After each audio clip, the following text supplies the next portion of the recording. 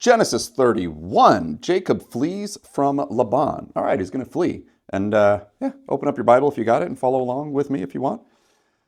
But Jacob soon learned that Laban's sons were grumbling about him. Jacob has robbed our father of everything, they said. He has gained all his wealth at our father's expense. And Jacob began to notice a change as Laban's attitude towards him. Probably Laban is trying to figure it out. Then the Lord said to Jacob, "Return to the land of your father and grandfather and to your relatives there, and I will be with you." That's good. So Jacob called Rachel and Leah out to the field where he was watching his flock. He said to them, "I have noticed that your father's attitude towards me has changed, but the God of my father has been with me. You know how hard I have worked for your father, but he has cheated me, changing my wages 10 times. But God has not allowed him to do me any harm. For if he said, the speckled animals will be your wages, the whole flock began to produce speckled young. And when he changed his mind and said, the striped animals will be your wages, then the whole flock produced striped young. In this way, God has taken your father's animals and given them to me." That's kind of interesting. One time during the mating season, I had a dream and saw that the male goats mating with the females were streaked, speckled, and spotted. Then, in my dream, the angel of God said to me, "Jacob," and I replied, "Yes, here I am." The angel said, "Look up, and you will see that only the streaked, speckled, and spotted males are mating with the females of your flock. For I have seen how Laban has treated you. I am the God who appeared to you at Bethel, the place where you anointed the pillar of stone and made your vow to me. Now get ready and leave this country and return to the land of your birth." I like it. Rachel and Leah responded, "That's fine with us. We won't inherit any of our father's wealth anyway. He has reduced our rights to those of foreign women, and after he sold us, he wasted the money you paid for us. You paid him for us. All the wealth God has given you from our father legally belongs to us and our children. So go ahead and do whatever God has told you." Actually, that's one sentence, sorry. So go ahead and do whatever God has told you. So Jacob put his wives and children on camels, and he drove all of his livestock in front of him. He packed all the belongings he had acquired in Padan Aram, and set out to the land of Canaan, where his father Isaac lived. At the time they left Laban, at the time they left, Laban was some distance away, shearing his sheep. Rachel stole her father's household idols and took them with her. Jacob outwitted Laban the Aramean, for they set out secretly and never told Laban they were leaving. So Jacob took all his possessions with him and crossed the Euphrates River, heading for the hill country of Gilead. Laban pursues Jacob, which I'm kind of with Jacob on this. I like so far the idea here. Jacob and his Laban's daughters, Leah and Rachel. Obviously, they know that they're not going to inherit anything, and they have their husband Jacob with all their children to make a better life. Makes sense. Laban pursues Jacob.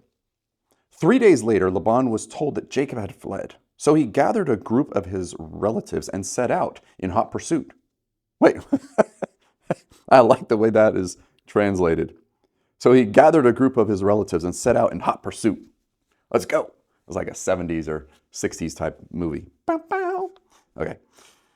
He caught up with Jacob 7 days later in the hill country of Gilead. But the previous night, God had appeared to Laban, the Aramean. Oh, it's to Laban the Aramean? I don't recall us saying that before. Laban has just been Laban. Who is Laban the Aramean? That one I'm very curious. Who is Laban the Aramean? That we suddenly started titling him that. Okay, so backing up. But the previous night, God had appeared to Laban the Aramean in a dream and told him, "I'm warning you, leave Jacob alone." Laban caught up with Jacob as he was camped in the hill country of Gilead, and he set up his camp not far from Jacob. "What do you mean by deceiving me like this?" Laban demanded. "How dare you drag my daughters away like prisoners of war? Why did you slip away secretly? Why did you deceive me? And why did you say you wanted to leave? I would have given you a farewell feast, with singing and music, accompanied by tambourines and harps. Why didn't you let me kiss my daughters and grandchildren and tell them goodbye? You have acted very foolishly. I could destroy you. But the God of your father appeared to me last night and warned me. Leave Jacob alone. I can understand your feeling that you must go and your intense longing of your father's home, but why have you stolen my goods?" It's a good question. A lot of good questions, actually. You can see it from somebody else's side. "I rushed away because I was afraid," Jacob answered. "I thought you would take your daughters from me by force. But as for your gods, see, see if you can find them, and let the person who has taken them die. And if you find anything else that belongs to you, identify it before all these relatives of yours, and I will give it back." But Jacob did not know that Rachel had stolen the household idols. It's interesting that he says, somebody says, "Afraid, Jacob, I thought you would take your daughters from me by force. But as for your gods," so he's saying Laban has multiple gods at this point. Laban went first into Jacob's tent to search there, then into Leah's, and then the tents of the two servant wives. But he found nothing. Finally, he went to Rachel's tent. But Rachel had taken the household items and hidden them inside her camel saddle, and now she was sitting on them. When Laban had thoroughly searched her tent without finding them, she said to her father, "Please, sir, forgive me if I don't get up for you. I'm having my monthly period." So Laban continued his search, but he could not find the household idols. Ooh. Rachel's sneaky. Or is she smart? Then Jacob became very angry, and he challenged Laban. "What's my crime?" he demanded. "What have I done wrong to make you chase after me as though I were a criminal? You have rummaged through everything I owned. Now show me what you have found that belongs to you.